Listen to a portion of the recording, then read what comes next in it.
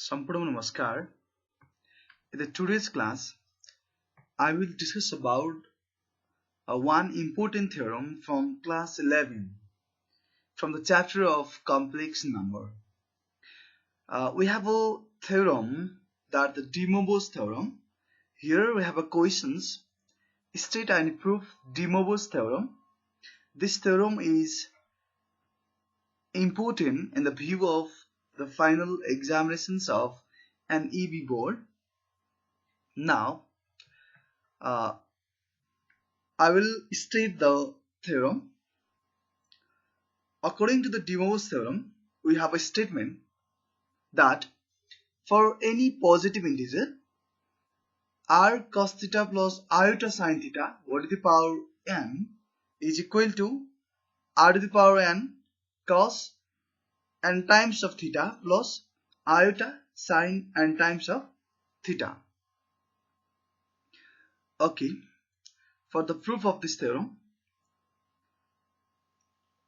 to prove this theorem, we use the method of induction. And in method of induction, first we should take n equals to 1 and substitute the values of n and show LHS is equals to RHS.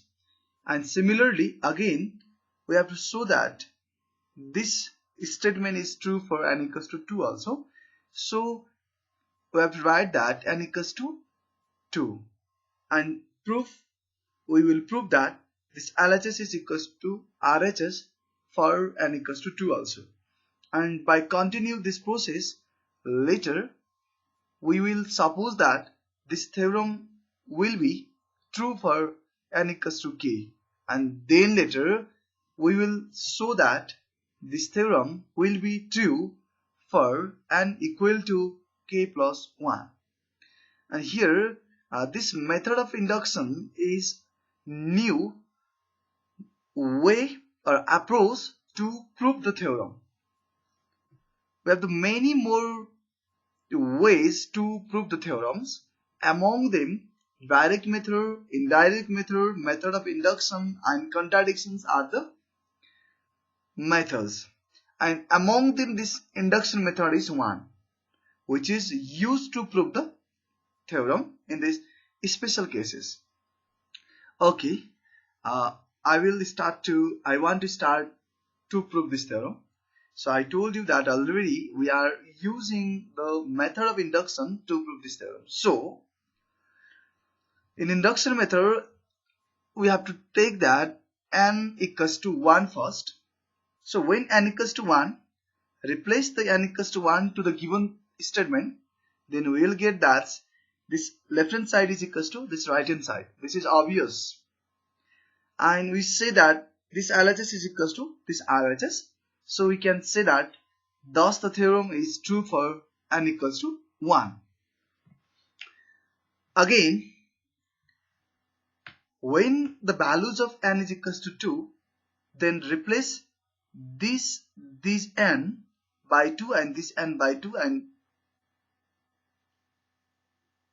here where this n is replaced by this left hand side n is replaced by 2, then we can write that r to the power n and this whole to the power n. And here when we expand this cos theta plus iota sin theta by using the formula a plus b whole square, then we can write that here r square cos square theta plus 2 iota cos theta dot sin theta plus iota square sin square theta. And now arrange the cos theta and iota sin square theta and write this 2 iota cos theta dot sin theta on the back side of these expressions.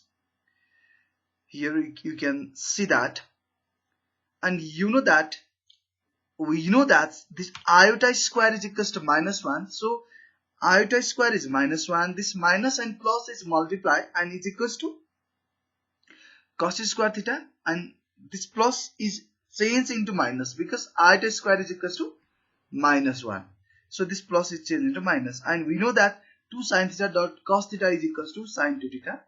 Again, we know this cos square theta minus sin square theta is equals to cos 2 theta, and plus iota sine 2 theta. And you can see that this 2 is multiplied to this exponent of r, so we can write this r is square here, and this 2 is multiplied to this theta, this here we can see that 2 theta, and this 2 is also multiplied to this theta of reference angle of sine, so the angle of that sine, so we can write here sine 2 theta. And we concluded that here r to the power 2 and cos 2 theta and sine 2 theta, and continue this process when we have here power 3 and there will be also power 3, r to the power also 3, and here cos will be the cos 3 theta and here will be the iota sine 3 theta.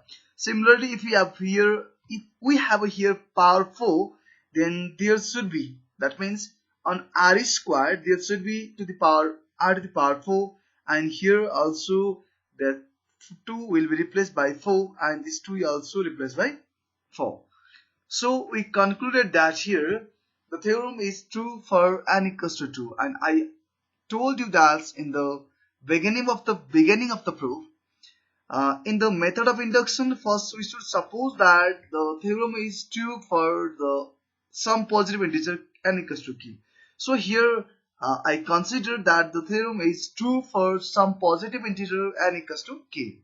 Then we can write that r cos theta plus iota sine whole to the power k is equals to r to the power k, and this theta is multiplied by this k, again this theta is multiplied by this k. So we can write that r to the power k and cos k times of theta plus iota sine k times of theta. And if you have somewhere r cos theta plus iota sine theta to the power k, then you can write that this RHS on that expressions. Also we can write that cos theta plus iota sine theta to the power k is equals to cos k theta plus iota sine k theta. Now we have to show that the theorem is true for n equals to k plus 1. For this, if we show that r cos theta plus iota sine theta whole to the power k plus 1 equals to r k plus 1, and when this k plus 1 is multiplied by this theta and this theta is multiplied by this k plus 1, then the theorem will be proved. It means if we show that this equals to this, then it will be proved.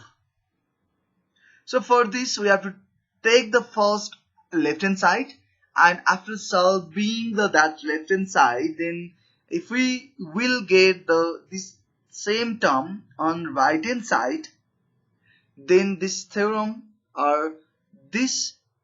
will be proved for n equals to k. We can claim that. So I want to take the left hand side of this theorem. So let us take r cos theta plus iota sine theta whole to the power k plus 1.